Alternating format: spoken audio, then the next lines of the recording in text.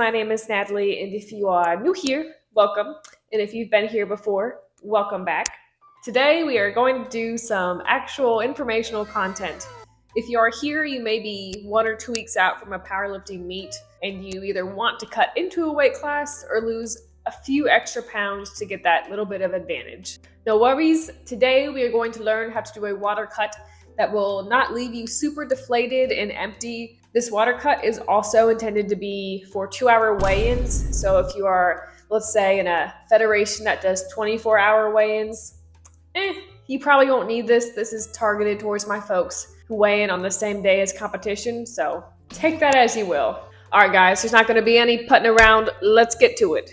Alright gang, so we're here to learn how to water cut. Now, the first thing that you need to know is what the heck is a water cut, right? What does it mean when we say water cut, and then how can cutting water help you lose around 3% to 6% of your body weight in just water loss? The water cut has two main processes. The first part is water loading, which is taking in more water than you would normally. Then the second part is just water cutting, aka taking in less water than you would normally. So you have these two phases and you're like, okay, what the heck? Where does the water loss actually come from? Well, it comes from peeing out all that excess water you took in with that water loading phase. And then since you're cutting the rest of your water, you're still going to be peeing from those days of increased water intake. So then the water loss is just pretty much deflating your body and everything coming out. So you look kind of flat and dry. So there are a few ways to do a water cut looking at time range. However, today we are going to focus on the 6-day water cut process instead of maybe the 3-day aggressive water load and cut, just because I prefer loading the water for 3 days than cutting for 3 days. It's more gradual than a kind of harsh and abrupt shock to your system, which some people prefer, but I just like the 6 days. So we're going to talk about that today. So first things first, you need to know how much water are you taking in already. Are you one of those gallon-a-day drinkers, half a gallon and a cup of iced coffee? How much water do you normally take in? Then you can go ahead and say, okay, I need to increase my water by XYZ through the loading phase and then cut by XYZ. So go ahead and find your baseline. How much water do you drink every day? So for the purpose of today's video, I'm going to run through an example of how to water cut based on a person who drinks about a gallon of water a day. If you drink more or less, go ahead and kind of take the same principles and apply it to that. But for the purpose of today's video, I'm just going to look at what a water cut process would look like for a person who drinks about 1 gallon of water a day. Okie dokie, so we know how much water we're taking in, and now we just need to go ahead and start executing the plan. So if we compete on a Saturday, we want to go 6 days prior and start thinking about our water on Sunday. So on Sunday is considered day 1 of the water loading phase, but really it's just kind of maintaining and making sure that you are drinking exactly what you say you're drinking. So in my case, I'm drinking exactly 1 gallon of water on that Sunday to start. Then on Monday, since I know I've taken 1 gallon a day, I'm going to increase that gallon by 50%. So we're going to take 1.5 gallons of water on Monday. Okay, cool. And then on Tuesday, I'm going to increase the gallon by another 50%. So we are going to go up to 2 gallons on Tuesday, which is actually going to be the peak amount of water you're going to be drinking for the water load phase. At this point, you should be peeing like every hour and bothering everyone that you need to go to the bathroom. Then on Wednesday, since we have peaked at our 2 gallons, we're going to start bringing it back down just like we went back up. So we're going to go down 1.5 gallons on Wednesday, which again is just 50% of your gallon original mark. Then on Thursday, same thing, we're bringing it back down a half a gallon. So now we are at our original 1 gallon mark on Thursday, but at this point you have increased your water by so much throughout the week. You are still peeing constantly, getting those salts out of your system. You are just having to go to the bathroom all the time. So you are still losing water significantly, even though, you've taken in a lot during your load phase. All right, you've made it pretty much through the week. We're at Friday now. We're in the home stretch. We're about to hit a home run.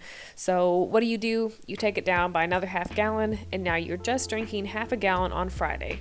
Now, depending where you are at your weight cut, you may be in your ideal spot, you may be cruising, feeling good, or you'd like to keep pushing it a little bit and lose a little bit more water weight. So you can do one of two things.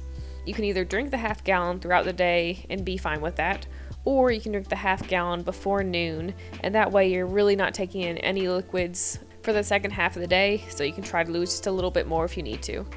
All right, boom, bam, you made it. Now, that's pretty simple. That's pretty much how you do a water cut process. It's the loading phase for 3 days and then cutting phase for 3 days, and you're pretty much there. And like I said, the principle of just increasing your water and decreasing your water by 50% applies to pretty much any baseline. Say you drink 1.5 gallons of water a day. You're going to increase for your water load 0.75 gallons and then obviously decrease it. Just the same process applies. So look at your situation and kind of figure out what's best for you and then tweak it from there. Ideally, this is a very gradual process so that come Saturday, come meet day, you are not super dehydrated and feel like you can't do a recomp in the 2 hours you have before you start lifting weights. Now, there is a bit of a debate in the water cut community as whether you should use distilled water, which is water that's been pretty much boiled and stripped of all minerals, salts, electrolytes. Absolutely nothing is in it. It's just in a plastic jug at the store. Or you should use tap water, spring water, Dasani, Fiji, some boozy shit, stuff like that. Now, personally, I'm on the favor of using regular tap water or spring water. There's no need to really strip your body from any minerals or tiny salt fragments that might be in the water. I'm not saying you're going to get poisoned if you drink distilled water. It's pretty safe, but you don't necessarily want to strip your body so severely of any salts and electrolytes, especially in this gradual process. It's not that serious, okay? You don't need to do distilled water and suffer through that bland, terrible flavor, Just get some Dasani. Dasani, where you at for that sponsorship? There are a few other considerations to think about when you're doing a water cut, and the biggest thing on your mind is probably food. Like, what the heck should I eat? Should I be eating like a 5-course turkey Thanksgiving dinner 5 days a week? Probably not. Should I be eating Bojangles at least 3 meals a day? Probably not.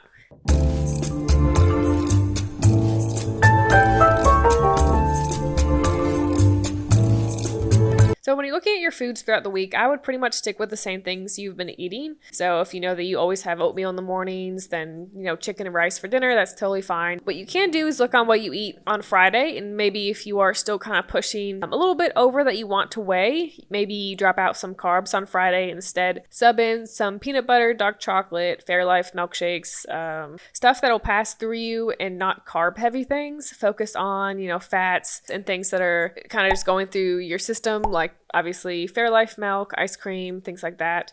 You don't really want anything carb heavy because carbs hold on to water. So, you're kind of pushing yourself down a hill here if you're increasing your carbs the day before you're supposed to have less water in your system. Another thing you can kind of look at is how much salt are you taking in? Are you having soy sauce with literally every meal on your rice, on your pancakes, stuff like that? Though I wouldn't recommend putting soy sauce on your pancakes. It doesn't sound that good. But the point is, do you want to have high sodium every single day of the week? No, that'll hold on to a bit of water weight. So yes, you could have higher sodium at maybe Sunday or Monday and then gradually lower your sodium throughout the week, having the least amount of sodium on that Friday beforehand. So you're really not holding on to any water in your body. Lastly, fiber also holds on to water as well. So the last few days, Wednesday, Thursday, Friday, lower your fiber intake here and there. So if you eat 2,000 calories and have 20 grams of fiber in your diet daily, go ahead and just knock down a little bit, that Thursday and Friday before meat day. So really the water can just flow out of your body and leave you a little thin and drained. Water cuts have just the wonderful effect on your face where it makes you look like actually ghostly and drained from the living spirit and soul of your body. They can really suck in your cheeks and make you just a little bit ghostly. And that's pretty much it, folks. Just go ahead and look at what you're drinking every day and then balance your loading and cut phase from that, and boom bam, you should have a good water loading and cut cycle. Just make sure you're being safe, and if you have any questions, consult your nutrition coach or nutritionist, and yeah. I will add that there are always exceptions to the average flow of things. You may find yourself needing to peak your water intake around Wednesday or even Thursday if you have more to lose, and increase that kind of loading period and then drop more rapidly. Overall, just really find what works for you, and I appreciate you guys watching. All right, guys, that's it. That's how you do a water cut for a powerlifting meet. That's the gist of how water cuts work.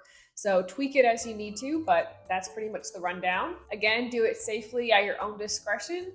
This is intended just to be for powerlifting if you're doing a meet. This is obviously not something you'd ever do just for fun, right?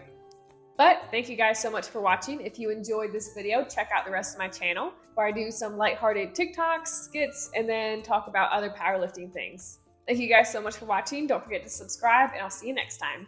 Bye.